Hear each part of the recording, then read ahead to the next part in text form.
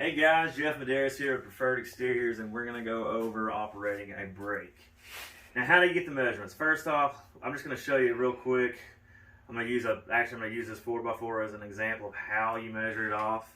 When you're looking at braking material, let's say around this post, you're going to measure each section. So I know that each section of this 4x4 post is 3.5. So I'm going to extend that measurement, so 3.5 plus another 3.5, you're looking around 7, and so forth. So you got 7. You can actually take the tape measure and do this, so 7, 10.5, and go around the back side. At that point, you're going to transfer those measurements onto this piece of metal. I've already got the piece set in there. I'm going to lock the brake down. I've made marks where I want to break this metal. I'm going to take my knife. You're going to have to use a razor knife to cut this. I'm going to start here.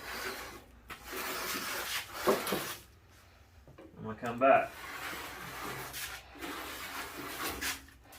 I'm going to make sure it's completely cut. Fold my knife up. I'm going to break it all the way up. Come down.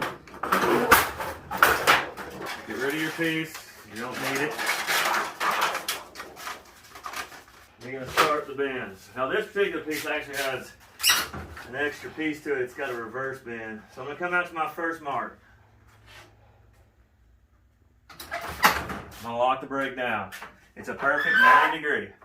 I come up, check my piece, take it out. Now this has a reverse, so I'm going to flip it over.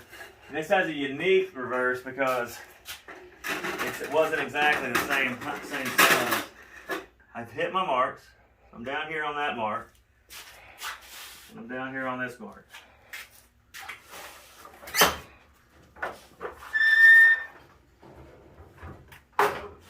Voila, we have our first bend.